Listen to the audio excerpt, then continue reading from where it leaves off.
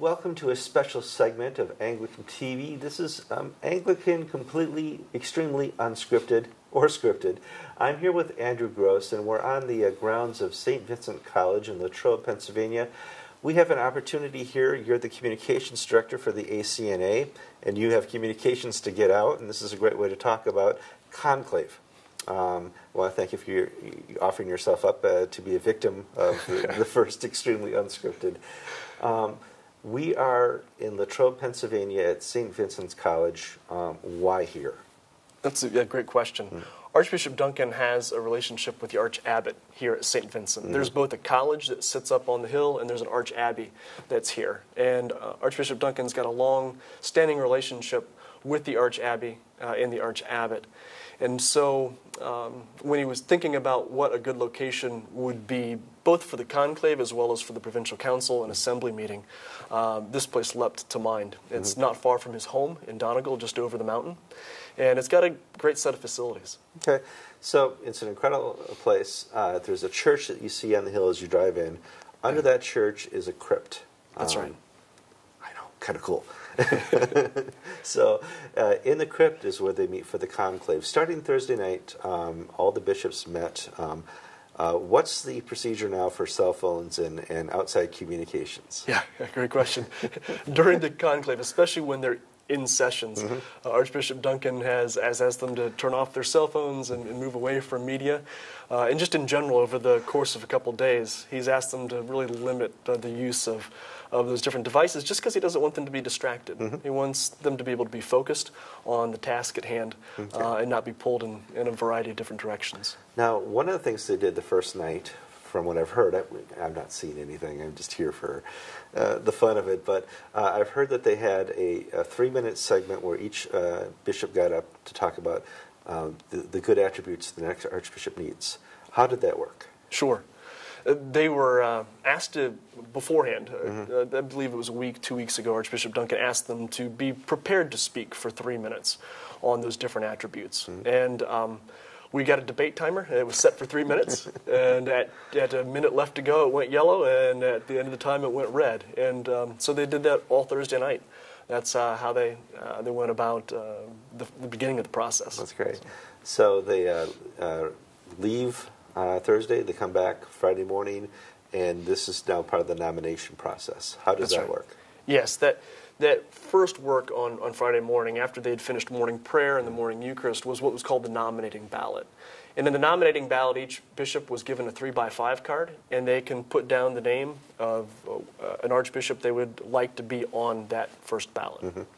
And we don't know if they could nominate more than one or just I believe it was just one, but I don't know for sure. Okay, we'll find that out later. Maybe. I guess everything in there is secret. So, right. Although we just learned that they use technology, a debate timer. That's amazing. So then we go through this. Now they're going to have votes over the next couple of days until they get to what number? Until they get to 2/3 majority. Okay, that's right. And so. Now, out there in the blogosphere world, they think this is just a one-topic ACNA, that the next archbishop is just going to have to deal with one topic. There's a variety of topics that they have to deal with. We're ecumenical. We're dealing with structures of still pulling away from tech. There's a lot of things that the next archbishop has to deal with. In that, he needs a communicator. You have a role in that, in working with a new archbishop. How does that work? Sure. In the midst of this time of transition, we wanted to make sure that the next archbishop is kind of able to hit the ground running. And so the provincial staff is going to be there to support him. And in the same time as we're this week during Assembly saying goodbye to Archbishop Duncan, we're also picking up with the next Archbishop. So there's a lot of work to be done, and we're looking forward to being able to not just communicate with those who are part of the Anglican Church in North America or the Anglican Communion, but also to say a little bit about who we are to the larger world that's maybe tuning in at this election. Now, at some point, there will be a new Archbishop elected. At what point does he become installed? He's Archbishop elect for a while. How does that process work? At the end of assembly, the very last service of the assembly on Saturday midday, Archbishop Duncan during that service will have what's called the handing over of spiritual authority. And so he will hand a crozier to the Archbishop-elect. And at that spot, the Archbishop-elect is really the next Archbishop. Wow. The official installation may take place a month or two further down the road. But on Saturday, that's when the transition happens. That's awesome. So it's been quite a run now for Archbishop Duncan. Yeah. And last time I spoke to him, he's like, I need to concentrate on Pittsburgh, and I need to make it possible for there to be a next Archbishop.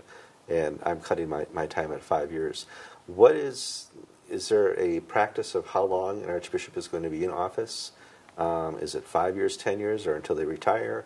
Yeah. What's the going rate here? There are a 5-year term is the length of a term, and if an Archbishop is elected, he's elected for a 5-year term, and he can choose to extend that for another 5-year term, so a total of 10. But there are term limits, so at the end of 10 years, there will be a next election. What an example for people in Washington. Andrew, I want to thank you for your time. Please keep tuning in. If you see further posted videos by Andrew and myself, we're going to talk about the structure of the ACNA, how the structure works for the House of Bishops and other different entities within this thing we call the Anglican Church of North America. Thank you again for your time. Hey, thank you, Kevin. All right.